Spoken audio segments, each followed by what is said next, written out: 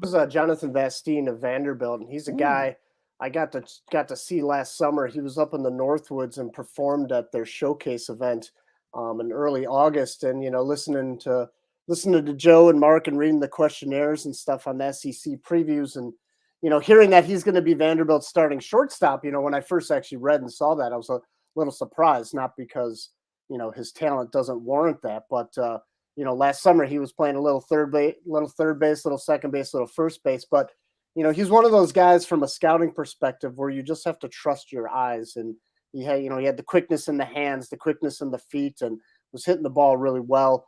Didn't have a good spring, didn't get too many opportunities though either. So I think with a full season, I think Vanderbilt starting shortstop, that alone says quite a bit about his talent. But I think with regular playing time, he's going to show people what he's capable of. You know what, Peter? I didn't get to. He's very interesting. He's blown up this January too. Yeah. If you follow Aria Gerson and the Vandy beat writer, every post has got. And I'm curious if it's Jonathan Vastine or Vastine, or I feel like I say it differently each time. But I'll tell you the thing. I didn't get to see him in the fall when they played Arizona State. But for him to move, if we believe he's the shortstop, he's basically pushed Davis Diaz off of shortstop. And to me, that is very loud in and of itself. So I like that pick. I think that's you're ahead of the curve there. Kendall, are you with us? You're muted though, I think, or your microphone's not working. When you get with us, Kendall, we added, without your approval, we added a second sponsor for tonight's podcast.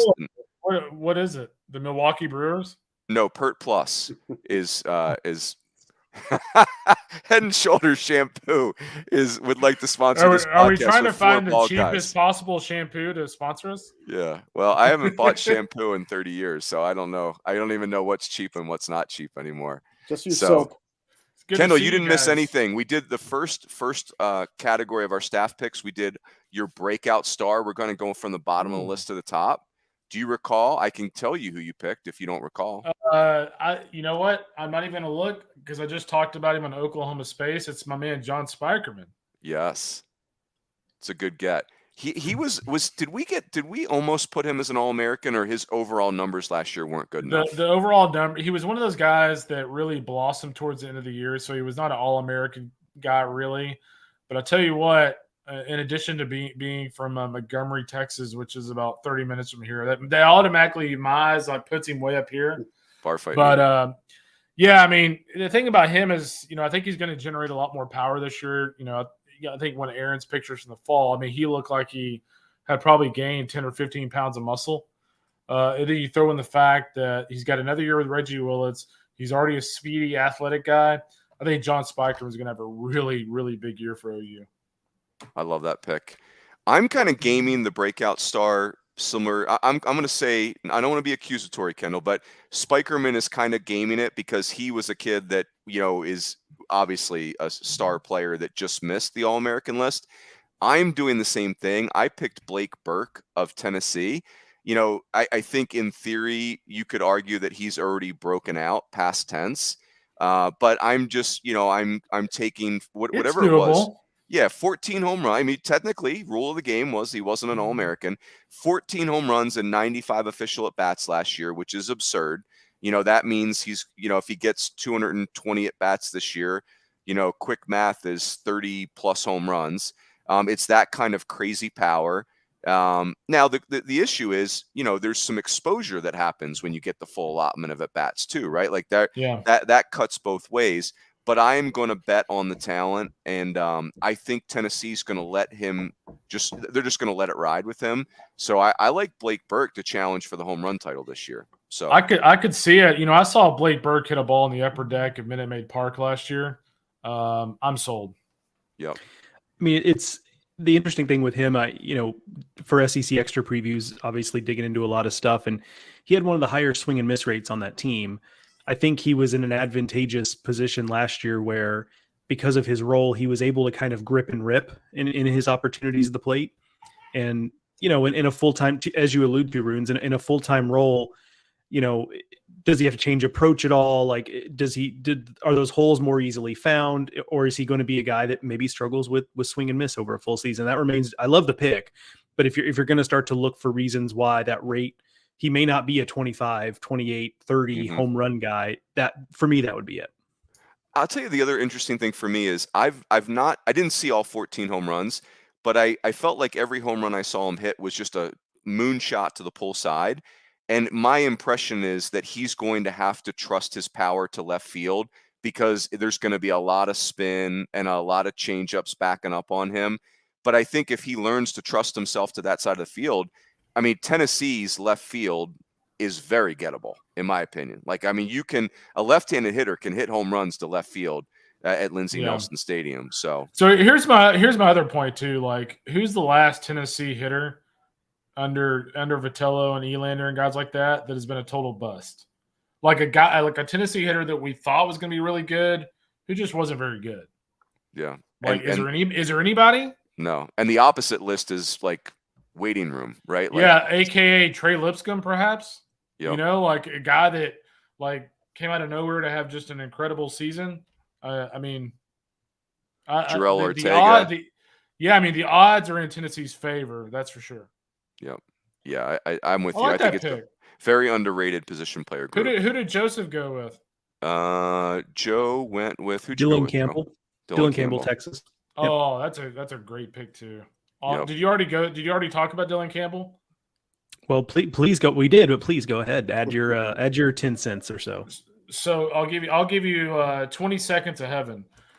You know, two falls ago, Murphy Staley, like in the scrimmage I saw in Austin, was so good that I remember, like, because David Pierce was sitting next to me, and I literally looked at him like where the hell did this come from? And like Dylan Campbell wasn't so much that, because I thought he was really good in Greenville last year in the Super, but like he looked fantastic in the fall. Like everything was hard contact. Like he looked the part physically. I think he's going to have a huge year. I love the Dylan Campbell pick. If it wasn't for Spikerman, I would have picked Campbell. I love that pick. Yep. Love it. Joseph Healy, how about your freshman of the year? Going Gavin Turley from Oregon State. I know it's a guy that the Runes has had some good things to say about. I think kind of similar to my Dylan Campbell pick. I think Oregon State's in a situation where there's opportunity there for him. Obviously, he's a highly touted guy, but I think there's also opportunity in that Oregon State lineup for someone to really kind of take the bull by the horns. And I think Turley is that guy. There's always the learning. The freshman of the year, I feel like there's such a variance on, we're going to pick 4 players here, and inevitably one of them is going to be a big hit. And then on the other end of the spectrum, there's going to be one that just doesn't click. I mean, how many people were picking Peyton Stovall for this last year, right? And it just didn't quite take. So I'm going Gavin Turley. I feel like maybe I was surprised to let the listeners behind the curtain here. I was probably the 4th or 5th person to fill out my picks on this, and I was trying not to pick somebody that had already been picked. I was surprised Gavin Turley was still on the board when I got there. So I was pleasantly surprised. And you're right about opportunity. I mean, they are going to play him right away. That was a coup in recruiting. The fact that Gavin Turley's a Phoenix kid, not wearing a Wildcat or Sun Devil uniform, that's a good get for Oregon State. That's no relation to Noah, is it? It's his younger brother. Yeah. In fact, okay. It is. Oh, well, actually, you know what? Well, Noah's from Utah and Gavin's from Chandler, Phoenix. Arizona. I wonder if we need to think about that. Are they cousins maybe? I'm going to Google that. I just assume they were related. Me too. Utah, Arizona, same difference. That's right. We're neighboring states. P-Bird, who's your freshman of the year? Yeah, I went with Nolan Schubert of Oklahoma State. He's a guy I've been watching since he's been 14 years old. Back on my showcase beat, just this young man, and he just continued to get better and better. Physically, he kind of resembles like a Cody Bellinger, like long limbs, tall, physical. Pitched in high school too. He's got a bit of a Kemp Alderman type of profile where he just has this great natural strength, and yet he's not just this big stiff athlete that can't do anything else, because he can run, he can throw, he can hit for power.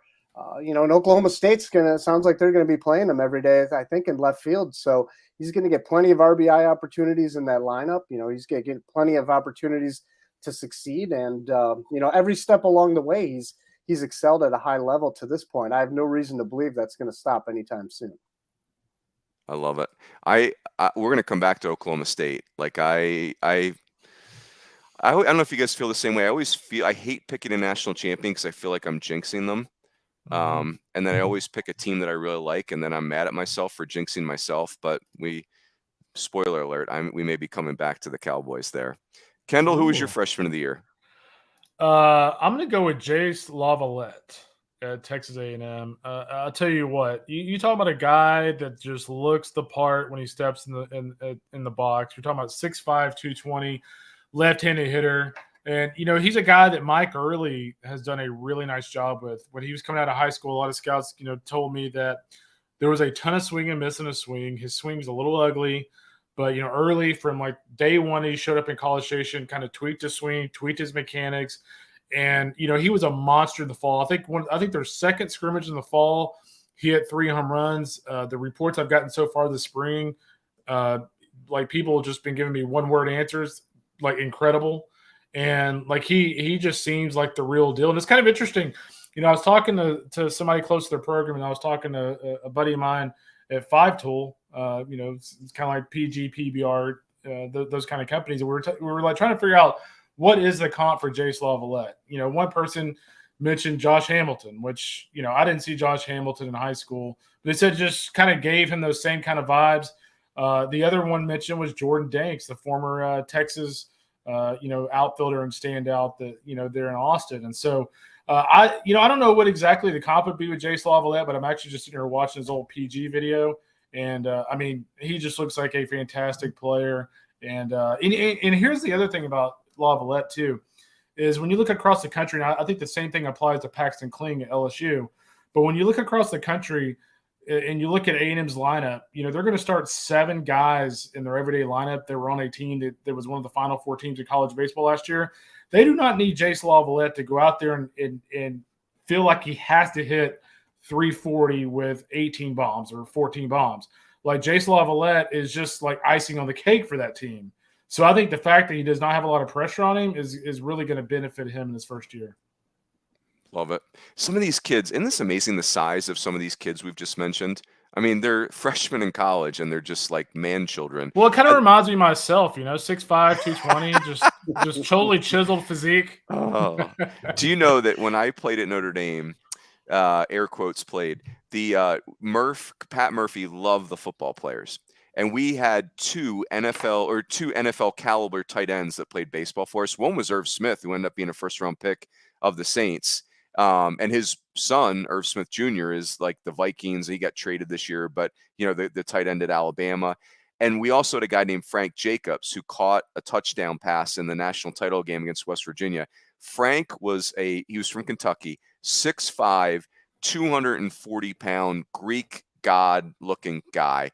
Left-handed hitter. Yeah. And he used to hit home runs in BP that were ridiculous. I just remember thinking, give me one day with that body and that swing. That's all I want. I want one day. I want BP. I want 4 at-bats. I want to know what that feels like to hurt a baseball to that degree one time in my life. What's kind of crazy is we've all followed baseball forever. And, especially Patrick being on the high school showcase circuit for so many years. It's amazing going through these surveys for all these teams. I think to Blake Dean in like New Orleans, for instance, like the number of guys in their survey that were throwing and several of these velos actually confirmed with scouts. The number of guys in like a pitching staff of like UNO of all places that are like 94, 95, like it's unbelievable. Because I remember like a decade ago, you're like, oh, you got to go see this guy. He's like 91, 93. And now it's just like, UNO and Northwestern State and schools like that are cranking out mid-90s heat like it's nothing. It is absolutely crazy. By the way, Gavin Turley and Noah Turley are in fact brothers. I wonder, Noah Turley went to an Arizona JUCO, so I wonder if the family moved from Utah after Noah graduated high school. Who knows? But anyway, good bloodlines there. So my freshman of the year is Cameron Smith of Florida State. I've actually never seen him with my own 2 eyes, but it's kind of, it's similar to the gosh, I want to call him Dylan Carmichael so bad.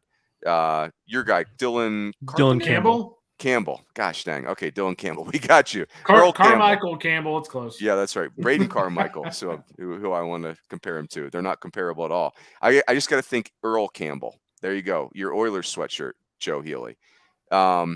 So where there's just so much smoke around Cam Smith, like I've not seen him, but he just looks like a very imposing right-handed hitter. I think he's like 6'3", and everyone around Tallahassee is just saying this kid's the real deal.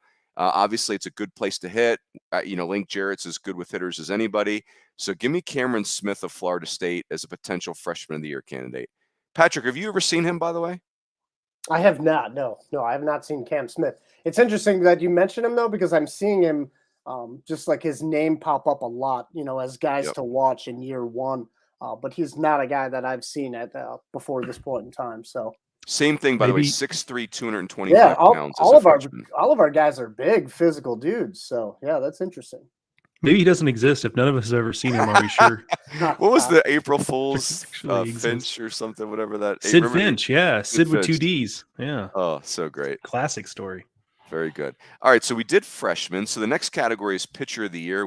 We may have some duplicity here. Coach Healy, who did you pick for pitcher of the year? Well, I'll go ahead and peel the curtain all the way back on this one. So I got in there and it was like unanimously Chase Dolander. So I went Hurston Waldrop. A little zig when everybody else is zagging. You know what I'm saying? Love that. But the obvious answer here is Dolander. I get it. Like, I'm not suggesting I don't agree with that necessarily, but try to be a little bit different. So I went with Waldrop, and I mean, the stuff is the stuff. But I also was impressed last year that it seemed like he did some of his best work in big moments. I mean, I've talked to some Ole Miss people that saw him pitch in the regional last year, or in the super regional, pardon me, and just were blown away by like, this guy is, this guy should be in the SEC, right? And now, of course, he is. And so I'm gonna go Hurston Waldrop. And it's the SEC. You can't swing a cat without hitting somebody on Fridays that could be the best pitcher in the country. So there's a number of good choices there, but going with the Florida Gator. I just looked up his K per 9 last year. It's outrageous. Like 14. Yeah, it was third in the country behind Jerpy and the kid from FIU. If I've seen video of him correctly, it's kind of a weird over-the-top slot with just some alien breaking stuff, and it's really big velocity with a weird slot. Does that sound right? Yep, no, that's right. Yeah, I mean it's the lethal combination of the stuff is elite, even if it was coming out of a very conventional everything. The stuff is high end, and then you add some deception into the mix, and that's always going to be a tough situation. I remember watching the video thinking, man, that would be a miserable at bat. I mean, it just looks ugly to hit. So yeah. Peebert, who did you select for your Chucker of the year? Yeah, I'm with Joe. Chase Dolander was hard not to take. I remember I took Landon Sims a year ago for this spot, and he was also a popular character for that position. Unfortunately, he didn't get to show us what he could do, but still, I'm not saying that's going to happen to Dolander here. But instead, I zagged a little bit as well, and I went with Tanner Hall at Southern Miss. Low 90s guy, had a big year last year. The strikeout to walk ratio was just ridiculous.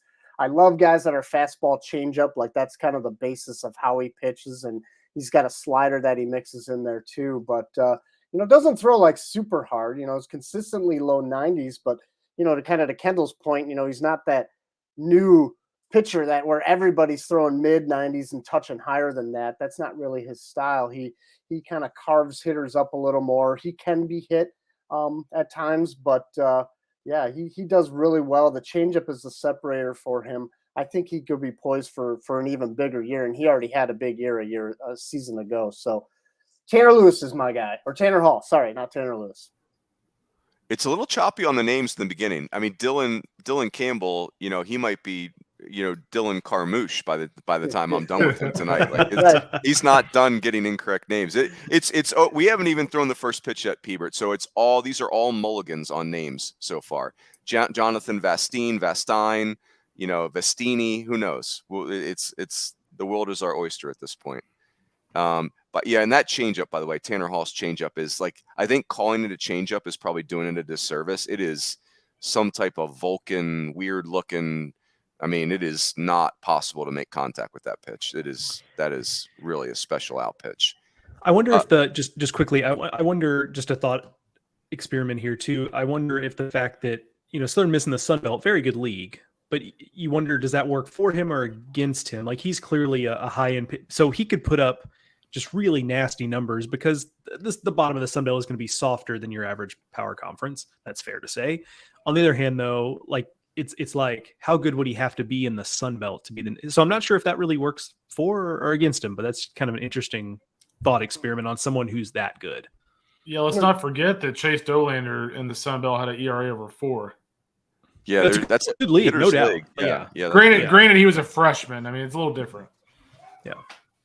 Southern Miss's early season schedule, they start off with Liberty. They actually have a really good pitching matchup against Garrett Horn of Liberty. So, Joe, I totally hear what you're saying. I think what helps him is that non-conference schedule that Southern Miss has. I think they play Dallas Baptist too early on.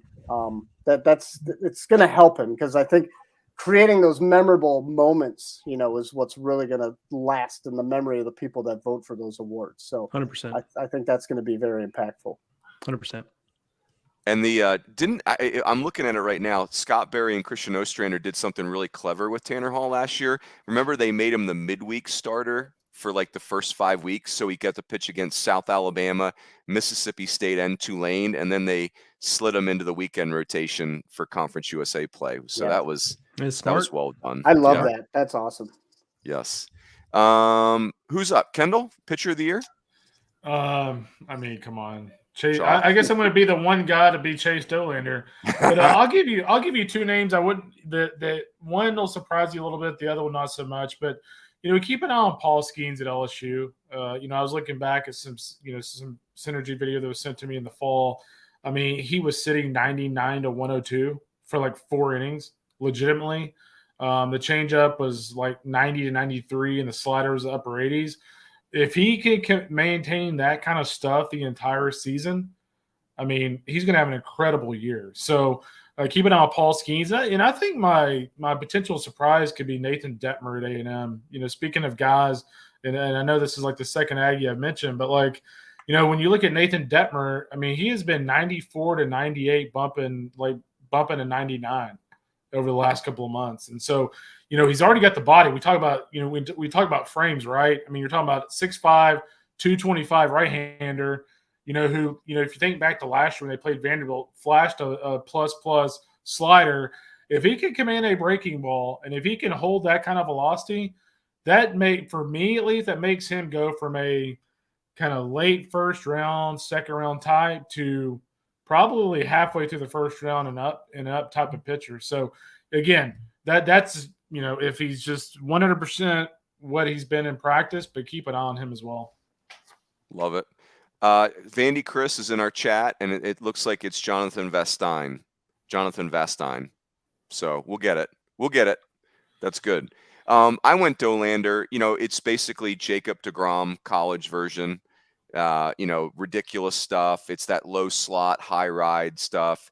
And you mentioned it, Joe. Like Dolander's numbers at Georgia Southern were underwhelming, but it's the vintage transfer portal story. When he threw against Tennessee, he was outstanding, and that's something you can't unsee as a coach. And next thing you know, he's on Tennessee's roster, and Frank Anderson is, phenomenal. And I'm going to see the thing about I was just going to say this thing about Dolander too is like, there's some of these pitchers that we're talking about that you watch, and it's kind of funny. Like, Patrick was talking about like Waldrop and like his slot and stuff like that. The thing that's really interesting about Dolander to me is like when you watch him pitch, and like our job, right, is to talk about the positives, but also like poke holes in the thing, right? Poke holes in the players. And when you watch Chase Dolander pitch, it's hard to poke holes. Like the way he pitches, how fluid it looks, how easy it looks. Like you're almost like, man, that's like exactly the way I want it to look. And so Dolander is about as close to perfect with all the pieces together as you could find. Yeah. And it looks like some guys are like, he throws easy strikes. Like when his stuff just, it looks naturally in the strike zone, and then it's nasty too. So it's, I'm with you, Kendall. Like there's no such thing as a perfect pitching prospect, but he's really checks every single box. Coach Healy, coming back to you, your player of the year.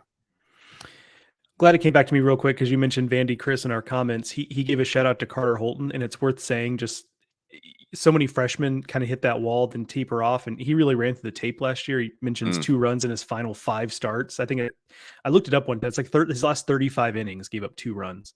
And I think they were in the same game in the regional. Anyway, regardless, a good shout out there from Vandy Chris. We are on Player of the Year, correct? Yes, sir. Yes. Dylan Cruz, and I don't think I need to. This was the one where I just couldn't not go with whatever the consensus was here. Look, I mean, Dylan Cruz versus the field. I guess the smart money is taking the field, but he's going to come in as the consensus pick for this. Like, we could sit here and talk about the tools and the numbers and all that stuff all day long. I think people know Dylan Cruz, and it's hard to look a different direction just given how productive he's been from literally the minute he stepped on campus in that tool set, and not go that direction, understanding that anything could happen this season. But just had a hard time choosing anyone but him. It's a good pick. So they list him at 6'205". Doesn't he play bigger than that? Like, he looks bigger and stronger than that to me. Yes. 100%. When you said those numbers, I actually was kind of like, because I don't know that I'd internalized how big he actually was, but I totally agree. Totally agree. It's almost like, I said this to somebody the other day. This is what happens when like a Division I Power 5 free safety decides to play baseball instead. Like that explosiveness and speed and strength and just like that freakish athleticism. That's what Dylan Cruz is to me. I mean, just a crazy athlete. It's a type of athlete that baseball, and by baseball I mean the entire industry, bemoans that like football and basketball get to have, right? Mm-hmm. Where they say things like, what if LeBron had picked up a glove and played outfield? Like that's the type of athlete that we're talking about here, like in terms of just the raw athleticism. And baseball sometimes kind of grumbles about not getting those kind of athletes anymore. And here we have one. Yep. Love that. P-Bert, who'd you go with? Yeah, and Dylan Cruz is such a fascinating conversation because I think Joe's right. Like, he is the prohibitive favorite for Player of the Year going into the season. In my mind, at this point in time, the only thing holding him back are his teammates. Because if Tommy Tanks goes out and has a huge year, and you're looking at Dylan Cruz and you're looking at Tommy Tanks or one of his other high-profile teammates, that may be hard to choose between. And we see it, we see it at the big league level when you're voting for MVP and you're trying to choose between, like player A or player B. They both play for the Yankees and you have a hard time making that decision. So that's mostly just like picking nits though. But I didn't go with Cruz. I actually went with Jacob Gonzalez, shortstop of Ole Miss. I see his situation similar to that of Adley Rushman a few years ago, where he's coming off a national championship. He's a top prospect. Dylan Cruz is still a better prospect than Gonzalez, but Gonzalez just playing shortstop. He walked 50 times last year, struck out around 30. So he's got the plate discipline thing down. He hit 18 home runs. He's got the power down.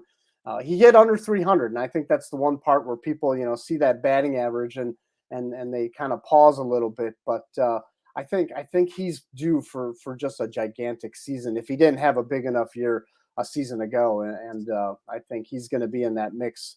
When we're talking about this again come May or June. So he's my pick. Jacob Gonzalez had the best down year in the history of college baseball. Like, right. It was, and I'm guilty of it. Like, I look at his sophomore season as a down year, and then you start looking at the numbers closely. You're like, ooh, boy, down might be a little aggressive. Like, it's really just the batting average. Seriously. Like, that's the thing. I've looked at this over and over again, previewing stuff this preseason, and it's really just the batting average. And to be clear, I mean, it's like 80 points lower than it was the year before. It's not nothing, but it really is just the batting average. Yeah. By the way, Dylan Cruz last year had, in 62 games, he had 72 runs and 73 RBIs. So basically, you're playing LSU, and when you get off the bus, it's 2-0 LSU because of Dylan Cruz. Like, it's a run and an RBI per game. Thanks. Oh man, that's beautiful. KR, who was your Player of the Year? You're muted. Sorry about that. You said Jacob Wilson, right? Did I? No, I'm just kidding. That will be yours. I went Dylan Cruz. I think back to the fall when I saw those guys in Lafayette, and I'm sitting there all jacked up for the scrimmage. I drove like 3.5 hours. I was going to have to drive 3.5 hours back home. 2 pitches in, Dylan Cruz hits an absolute missile over the left field wall, and I'm like, man, I'm glad I drove 3.5 hours for this, because he was phenomenal that day. And the thing I love about Dylan Cruz is, he's got power. He cut down on his strikeouts from his freshman year. He continues to get better at that. As we poke holes in players, that would be the one area that he could still be better at. He would probably admit that he needs to his walk strikeout ratio needs to be better. But I mean, you're talking about a guy with premium power, just a premium approach. Does a great job defensively.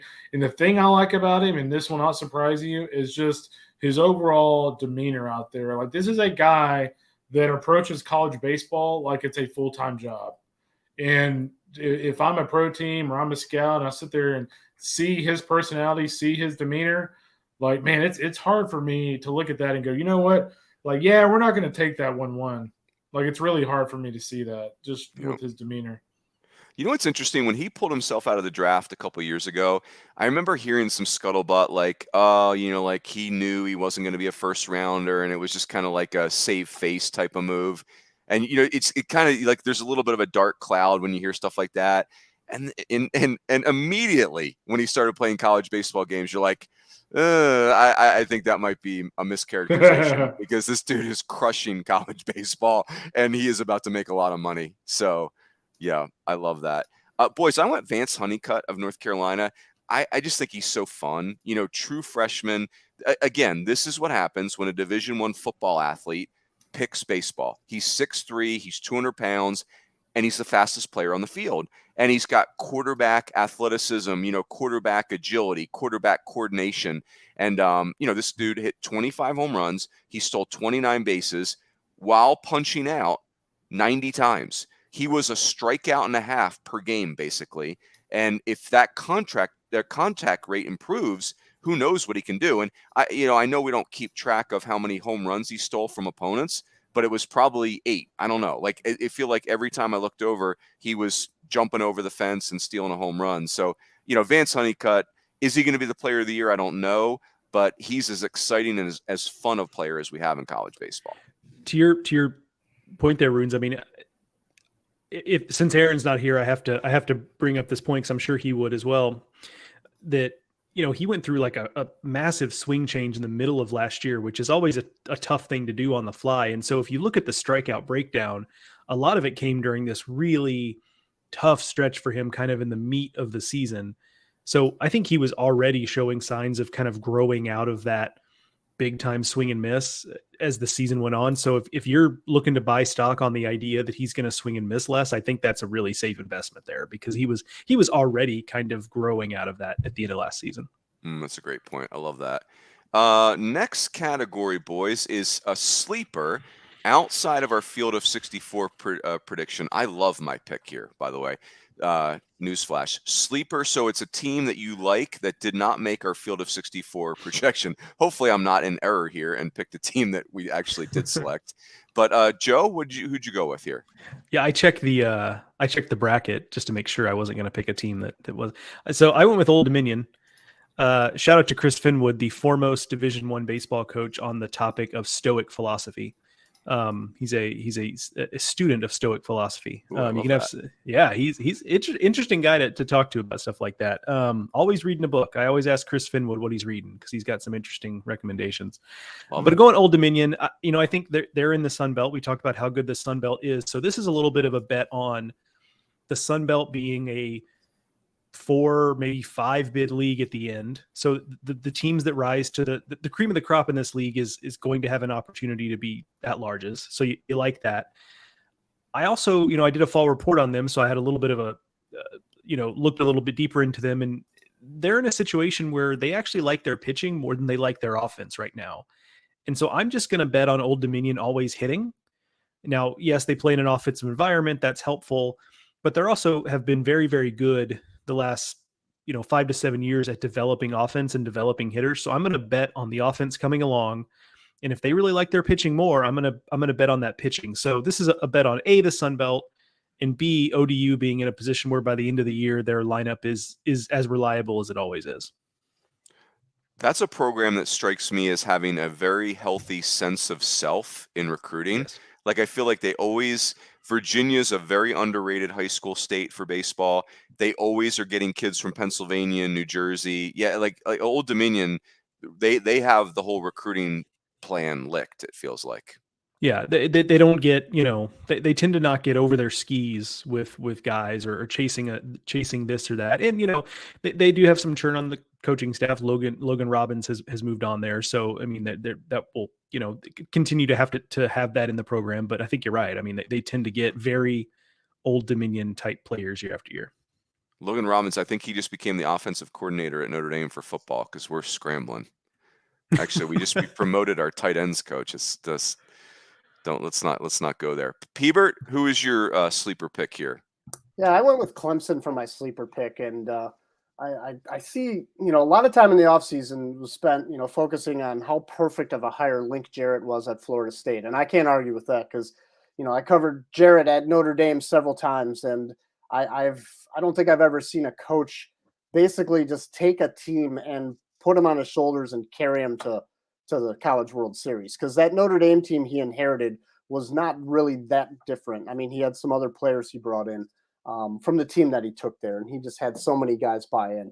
But I would say Eric Bakich at Clemson, another Forber Tiger, going back to Clemson with real focus on player development, like recruiting and player development.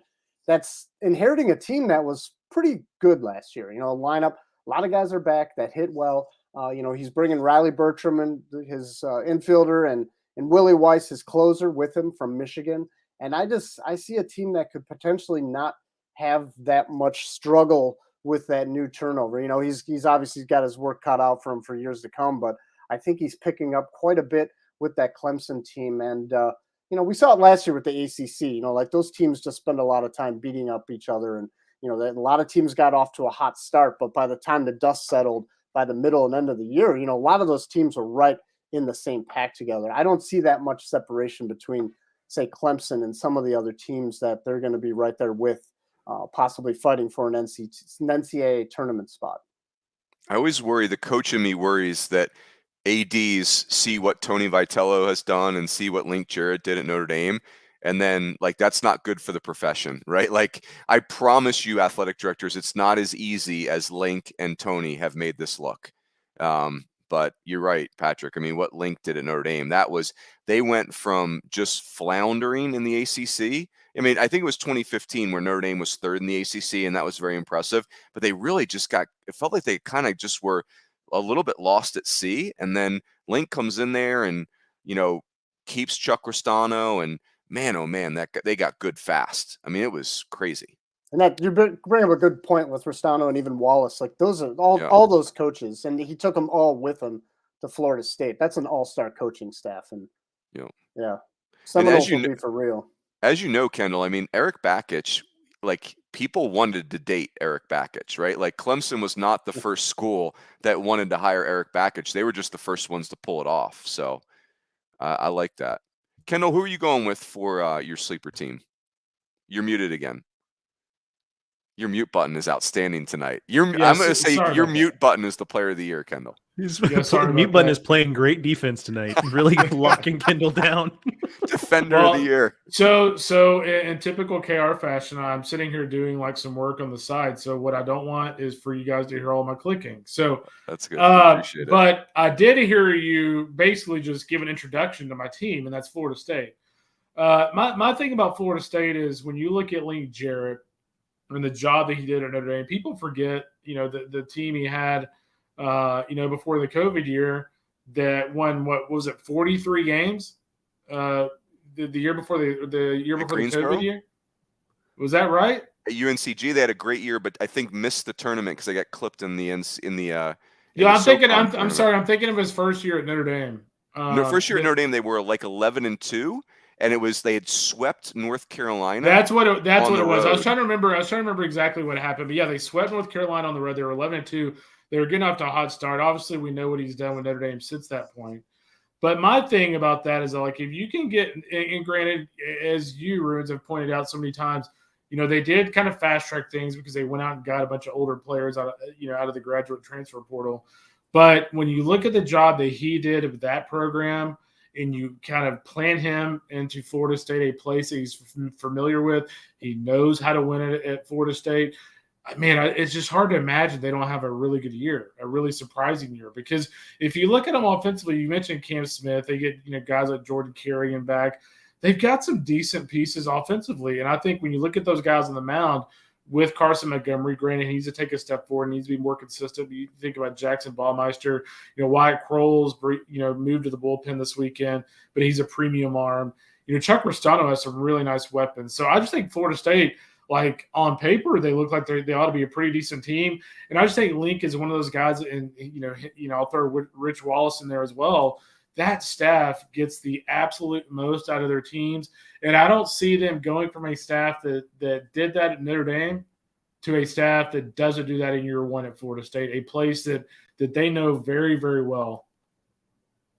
Yeah, and it seems like Florida State's all in. I mean, they put up a big number to get Link. It wasn't like, they handed Link a coupon. It was, like they're it seems like they're all in. So that will be very interesting. Boys, I picked Georgia. And that would be the 11th SEC team. And that really is the two big problems for Georgia are, the pitching is hard to get your arms around. I would defer to you and Mark on this, Joe, but, Jaden Woods goes from reliever I sort of trusted to Friday night guy, but, it's a great arm. He's very talented. His numbers are eye-popping. It was 50 innings and 80 strikeouts last year, so he did miss bats, but the ERA was a little ugly. So if Georgia pitches enough, it is an extremely old position player group. And, I think we all believe that is a winning formula. But I don't know. I think Georgia, and I might be stealing this from your podcast, Joe, but I think Georgia's got a high floor. I just don't know if they have enough ceiling to be an NCAA tournament team. It's going to come down to the pitching, and again, you got to survive the SEC. That's a problem. That's not easy. I guess the good news for Georgia is they play Kentucky and Missouri. They're guaranteed to play them. I mean, I don't know if that's a picnic, but it's better than having to play every team in the West, I suppose. So yeah, give me the Bulldogs. Yeah, I mean, I think that's right on. I mean, it starts with how well does the transition to starter for Jaden Woods go? I feel like that's where everything kind of starts when you start to talk about their ceiling. Because you're right, the floor is pretty high because the position. I mean, I can't believe they've still got a Tate running around out there. Like it feels like there's been a Tate on the field for Georgia since 2004 or something. But Ben Anderson's going to be the next chancellor at Georgia. Yeah, for sure. To Rich clarify, Poitras is a senior, right? Yeah, Rich Poitras still around. Yeah, that's right. Nice. Running around out there. Just to clarify for listeners, so I think Kendall was actually skipped ahead of us there. So we do have Florida State in the field of 64. I think Kendall was giving us his CWS sleeper, not in the top 25. Ah, okay. So you'll have to you're playing out of order. Goodness That's okay. gracious. I don't want the NOLES Knowles fans to think we don't have him in the field of 64. Dude, Knoll Twitter is almost as bad as Vol Twitter. So I'll give you like 10 seconds. Washington. Keep an eye on Washington. I think they're going to have a lot of talent on the mound, a lot of talent offensively. Keep an eye on Kiefer Lord, their projected Friday or Saturday starter. They really, really like him. He had a huge fall. They have two good. I think Washington is two really good sophomores. Yeah, that was a great catch. Their shortstop Cam Clayton, if I'm doing the name right, and their left fielder AJ Guerrero were two really outstanding freshmen last year that are going to be. Clayton, I guess, will be a draft pick this year as a draft eligible sophomore. So I like that pick. I think the middle of the Pac-12 is very. I've got great conviction on UCLA and Stanford. I have no conviction on the rest of the league. I think almost anything could happen in the rest of the league. So that will be fun to follow. So Joe, we're going to now, what's the next category? It's the CWS sleeper, and they can't be ranked, right? Correct. Okay, go for it. You kick us off. UC Santa Barbara. And this one is gaming the system is not quite the right way to put it, because this is a very good program operated at an extremely high level right now, but it is gaming the system from the standpoint of, if the first step to getting to Omaha is just to make the field, like UCSB is at this point, you feel like you can just set it and forget it, to use a line from an infomercial from years ago. Mm-hmm. They're just going to be there, and they're going to compete well, and they've got the talent to get it done and get through to Omaha. So, for me, it's kind of about, okay, what's a team that I just know is going to get to that stage? Okay, now let's take out the teams that are in the top 25, and what are you left with? And for me, UCSB, I mean, they've proven to do it. They made it in 2016 with Andrew Chekets in charge. They do an outstanding job, it feels like, of putting a lineup together every year. They get a high level, they get a Pac-12 quality athlete, which is not something you're seeing a lot of in the Big West these days, which Runes, you can tell everyone all about that. But, and then on the mound, they've got a couple of, they were a little young on the mound last year, but they did fine. Like, it was a perfectly good pitching staff, and they're returning a lot there. So, going with the Gauchos. So UC Santa Barbara just extended Andrew Checketts to 2029. I think you can make an argument that was not enough of an extension. They should have gone to like 2099. Like, this dude is so good. He is so stinking good. And how about this? They've been leading the Big West in home runs and stolen bases. Like, think about putting a position player group that does that. That is so hard to do. So yeah, I'm with you, Santa Barbara. They've really broken the mold on there's been obviously great Fullerton teams, and even the ones that got to Omaha in 15 and 17 or whatever it was. Those were kind of your stereotypical Big West outfits that were pitching and motion offense and stuff. Like, UCSB has really broken that mold. Like, there's a physicality there. There's an athleticism there. There's stuff on the mound. They've kind of just taken whatever you assume about the Big West and taken it to a whole nother level. Yeah. Amen. Peebert, what say you? Yeah, the one team that stood out to me, and it's the reason I pursued them for my first the mid-major notebook today, was UConn. Just when I was just doing some research on just which mid-major teams, had been the most successful, and I had a good idea. It's not like I was surprised by any of these results, but like, UConn is bringing back a lot from a team that did really, really well a season ago, and I know Kendall and Aaron and Joe, they had UConn in as one of the 10 teams that just missed the top 25, and it's easy to see why. And they lost a couple of their big starters. They lost quite a bit of innings. They bring in some D3 transfers, like guys that were All-Americans at the Division III level. They've done this before with pitchers, bringing these guys in, making the most of them. The coaching is so good. The lineup, they're getting so many big pieces back. They're bringing a guy by the name of Dominic Freeberger in from UNC Asheville that they think could be the Big East Player of the Year. They have a few other notable transfers coming in. I just think UConn could be really good. And, if they pick up where they left off, obviously, where, they won that College Park Regional, beating it in Maryland. They went out west and they beat Stanford in game 1 of the Stanford Super Regional, which was a pretty loud statement. Their season did not continue past that, but never count out Jim Pender's teams, because they are always well coached and they're just so competitive. Like the compliment I gave Old Dominion about, sense of self, identity. I mean, like, no offense to Old Dominion, but UConn is the absolute GOAT in that category. I mean, just the continuity, you can take it to the bank that they're going to be good, like where they get their players. They're creative too. They always have a couple California JUCO players and they get the right ones. I mean, you mentioned the kind of lower level transfers, Peebert. I mean, yeah, that UConn thing, now they got this gorgeous new facility. I mean, man, that program is on point. No doubt about it. KR, did you already do yours? Well, can I just give you a second team? Please, yeah, by all means. Keep an eye on Louisiana. Matt Deggs, for the last couple of years has really tried to assemble a lineup that kind of mimicked his, like, that pack mentality he always talks about, that was famous at Sam Houston during his career there. That was certainly famous with the best team in Louisiana history. That team of Chase Compton and those guys. I think he has a lineup that can be like that this year. You look across the diamond there, and it is a loaded lineup. Carson Roccaforte is one of the best hitters in college baseball. Hit 380 last year.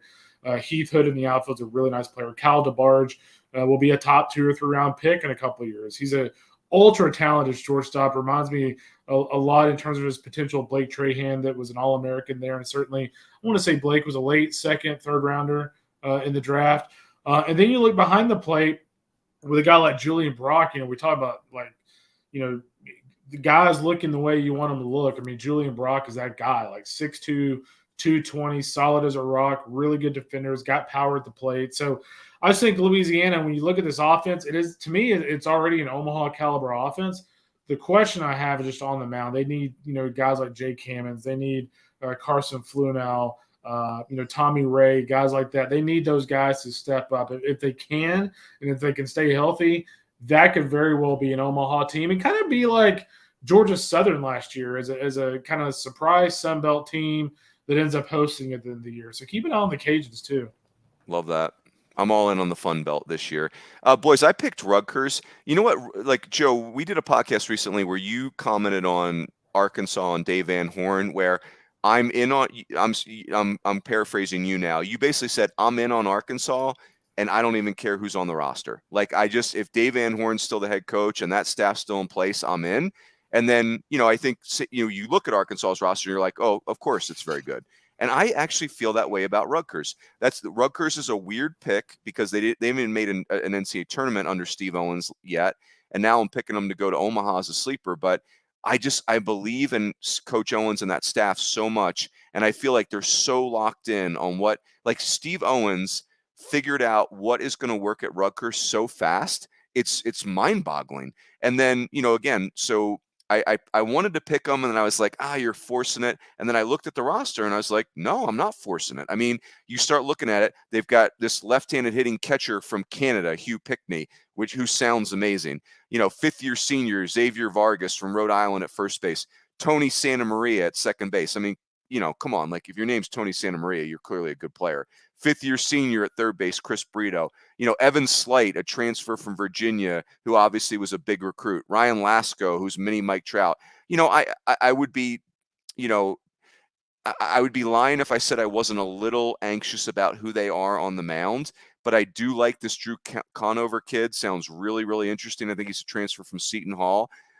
So I just think Rutgers is going to be good from now until Steve Owens is not the coach there anymore. And I might be a little early to the party, but it's a party I want to be at. Rudens, Rutgers should have been an NCAA tournament team last year. And I've written about this a lot and shared on social. Like, if there's any team that got robbed of a bid, it was Rutgers. They were 44-15, second in the Big Ten regular season, second in the Big Ten in the tournament. If they play in any other Power 5 conference, they are a tournament team, and they should have been. Yeah. And they've turned over their starting weekend rotation now 2 years in a row, and they're about to do it for a third year in a row.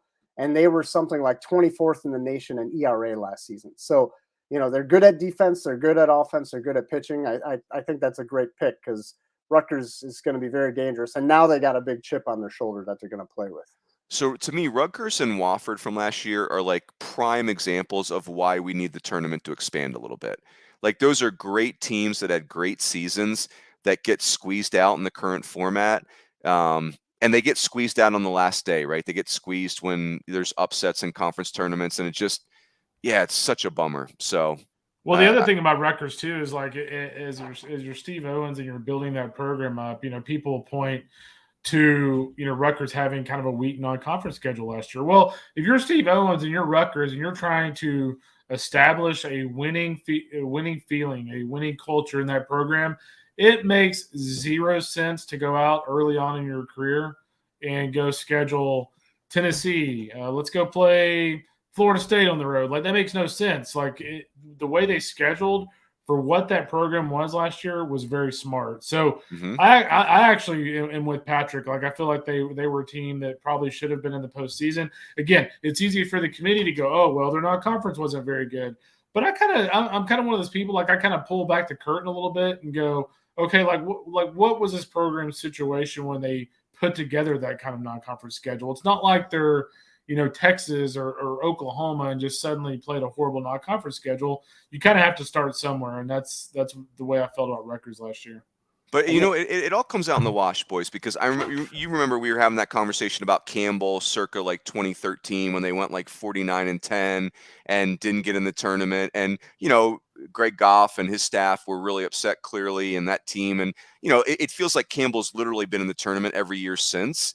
I kind of feel like that's Rutgers. like this was your last chance to snub them because they're not planning on being, leaving that up to the committee from heretofore. So, Campbell hosts Rutgers to kick things off. That's going to be a great series. I think Aaron or Joe going to be Joe, are you going to any of those games? No, Aaron is. Yeah. Okay. That's a great series to go to. I love that. That's a fun one. Boys, let's wrap with our national championship pick. Coach Healy, what say you? LSU. don't need to linger too much on that. I think folks kind of understand where we're coming from there. The Grant Taylor news was a real bummer.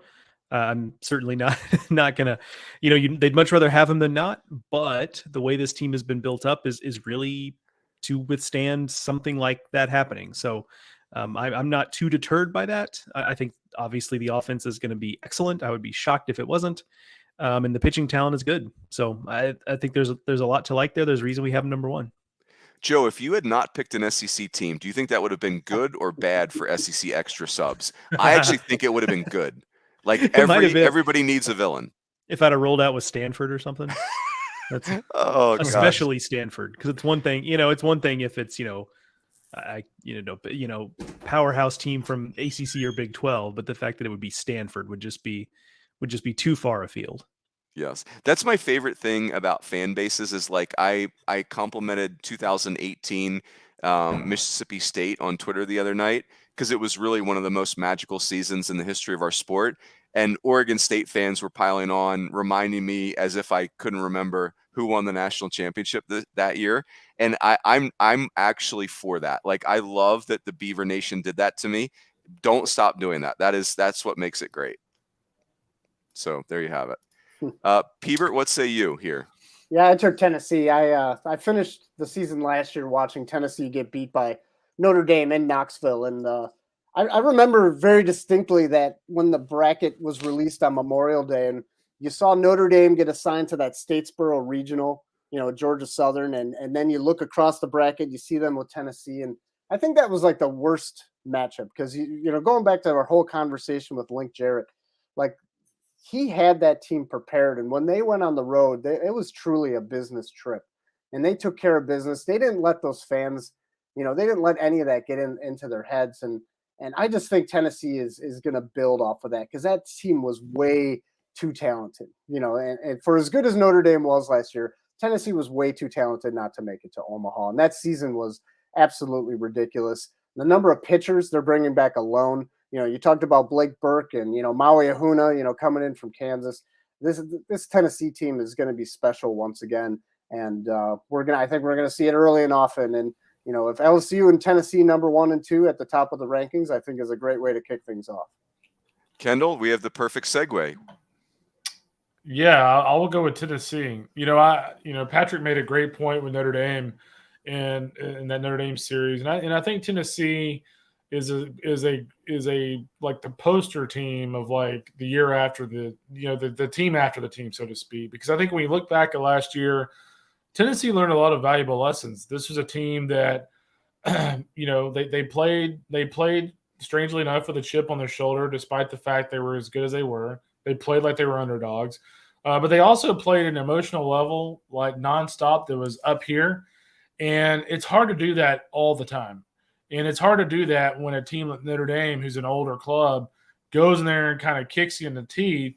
When you're playing this high up, it's not easy to handle that. And so I think Tennessee learned a valuable lesson of, hey, we can't always play at that high of a level emotionally. And we can't, we can't be loud and boisterous all the time. Like, I think they just learned a lot of lessons last year. And I think this team's ultra talented offensively. Clearly, it's supremely talented on the mound. And I just think those lessons learned going into this year. I think if you're Tennessee after last year, like, I don't think there's a lot of pressure this year. I think it's like, dude, we had the most disappointing of disappointing finishes in college baseball history of the last 10 years. We didn't get to Omaha with that team. Like, man, like, what are we going to be nervous about at this point? So I think that makes them really scary. Yeah. I mean, and the rotation, this is like the Braves rotation from the 90s. Like, it's just crazy pants. They've got first rounders all weekend. Best of luck with that, opposing hitters. Boys, so I'll be very honest. I forced myself not to pick an SEC team for my national champion because I just went law of averages.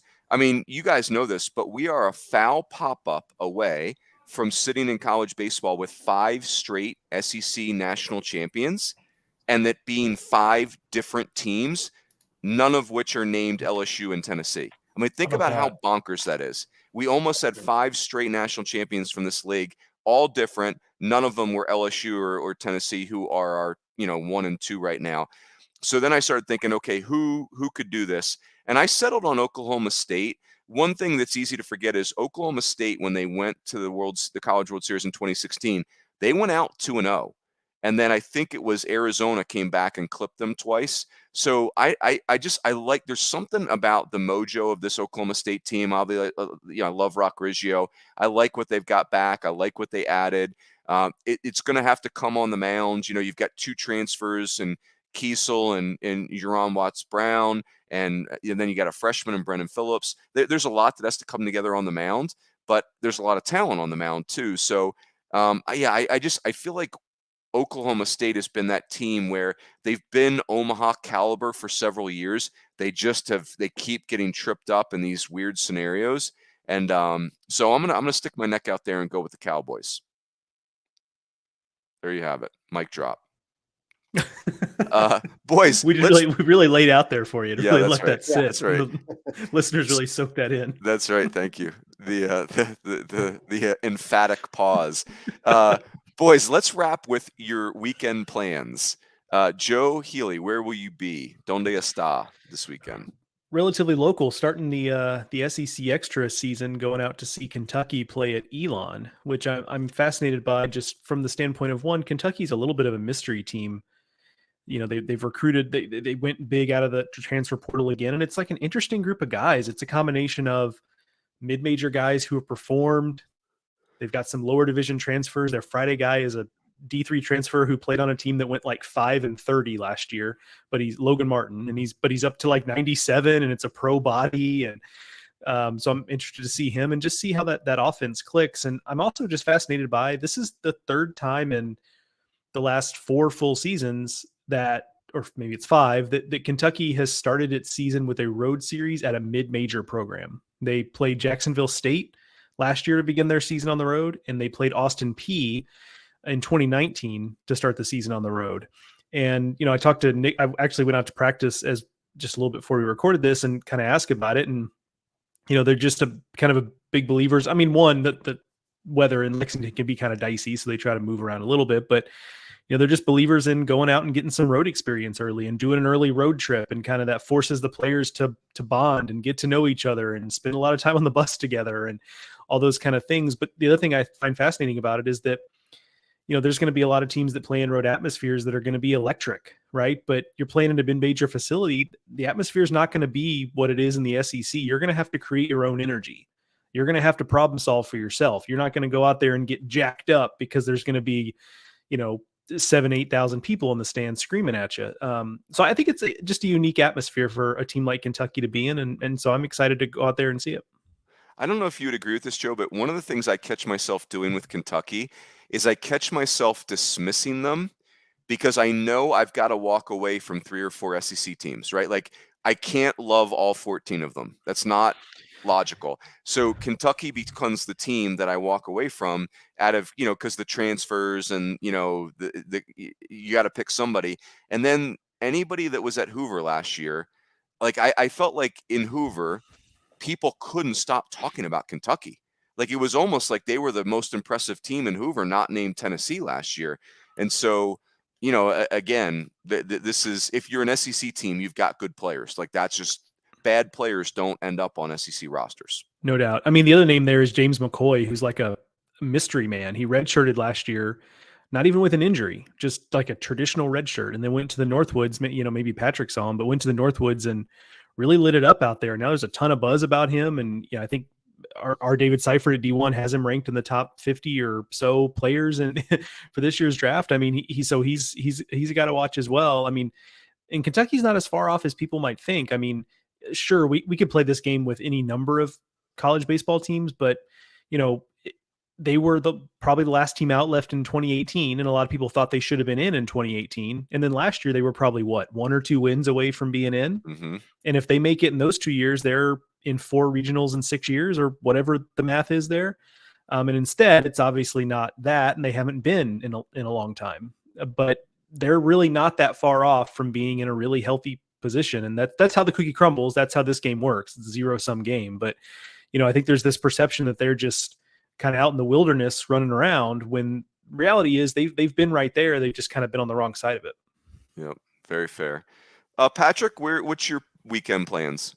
Well, I know you guys are jealous, especially Kendall, but right after this, I'm gonna go remove snow from my driveway because I woke up today and I could see my lawn, and now I can't because it's all white. So any thoughts I had of fielding grounders out in my front lawn are now squashed. But, Sounds like a postcard, Patrick. yeah, Sounds like a oh beautiful yeah. postcard. Actually, what needs to happen is you guys need to send me a postcard of where you're gonna be because that's what I need right now. I'm laying low. I'm gonna be on the what do we call it? The roundup beat on Saturday. Tomorrow I have some games circled that I will definitely be watching with a little close extra attention. But yeah, my first stop will be in 2 weeks when I'm up in Minneapolis for the Cambria Classic, which is probably going to be the best one ever, at least to this point. Yeah. So I'm pretty excited about that.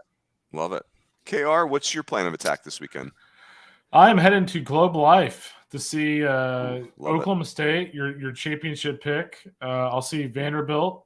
I will see TCU, Texas. I'll be very curious to see Texas in this field. If you remember back a couple of years ago, Landon Sims struck out like 900 against Texas 2 years ago in that tournament. Yep. So intrigued to see how they fare. And, we just talked about Kentucky, but Missouri is another team too with, Luke Mann. And, you look at the, Chandler Murphy on the front of that rotation, David Seifert's really high on him. How does Missouri fare in this tournament? For someone in the SEC to take a step forward, someone's going to have to take a step back, and you kind of wonder if Missouri is able to take a step forward. So, I'm looking forward to that. Vanderbilt will be there. Obviously, you see an EBJ in person is always special, and so we're indoors. It'll be 75 degrees, and I'm happy for that because I think it's supposed to be 43 in Dallas tomorrow. And Kendall, when you return, I want confirmation. So I'm going to give the nickname. It's going to be Dylan Earl Campbell from now on. Oh, I like it. Yeah, Earl Campbell, and then Jonathan Vastine. That's what I'm going with, Jonathan Vastine. So it's going to be funny when it's pronounced Vastine. Vastini. Remember Trey Faltini, the hardest name to pronounce in the history. Boys, I'm in Phoenix all weekend. Just unbelievable teams coming here. So tomorrow, Friday, I'm going to see Grand Canyon in the afternoon. Then I've got Tennessee, Arizona, Dolander versus TJ Nichols. Then Saturday, I've got Arizona State and San Diego State in the afternoon. Grand Canyon is hosting Tennessee, and it's a sellout. They're telling us already. It's going to be 5,000 people, and that'll be awesome. Yeah, it's going to be awesome. And then I'm going to go to Surprise for Sunday and Monday, and I'm going to see Santa Barbara, the Beavers of Oregon State, New Mexico, and Minnesota. So wow. I took off tomorrow from the day job. I took off Monday from the day job. Let's get crazy. Attaboy. If heads up to any drivers in the Raleigh-Durham metro area. If you see a SUV fly past you tomorrow on the way from Elon back to Durham, it's because I'm trying to get home for the first pitch of Arizona, Tennessee on MLB Network, and my apologies in advance. Yeah, watch out for that black Lamborghini SUV, guys. That's right. That's right. So Coach Hill, you're not going to use the helicopter tomorrow. You're going to actually just go old school and drive it. Yeah, I mean the cost of fuel these days is unreal. Yeah, so the helicopter, I have to really use it sparingly. So the car it is. Hey, by the way, Rudes, can I give my man Roland Fanning some props? Look at the Govs. So I got up in the middle of the podcast because Roland Fanning he said, "Hey, if I send you a jersey, will you put it up behind you on the set?" I said, "Absolutely." Wall of Fame. So the Austin P jersey's been sitting in a box over here for like 2 weeks, and so I just thought about it in the middle of the podcast. So Austin P, how about that? Speaking of like breakout teams, Austin P is one of those teams in that conference that you could look at with the additional Lyle Miller Green and guys like that. Like Roland went like scorched earth in the portal, and they could be one of those teams at the mid-major level that Patrick's writing about the mid-season mark because they could end up being pretty decent. He did a great job with the uniform game. And that's sweet. To make the Wall of Fame, that Austin P jersey's keeping some pretty good company up there right now. Yeah. That's awesome. Boys, try to get some sleep tonight. This is our Christmas Eve. Coach Rooney probably won't sleep very well. Very excited. Everyone have a great opening weekend. Again, encourage everyone. Never been a better time to subscribe to D1Baseball.com. SEC Extra right now. It's time to get it on. It's time to get after the season. So we'll catch you next week. Have a great opening weekend, and we will talk to you soon.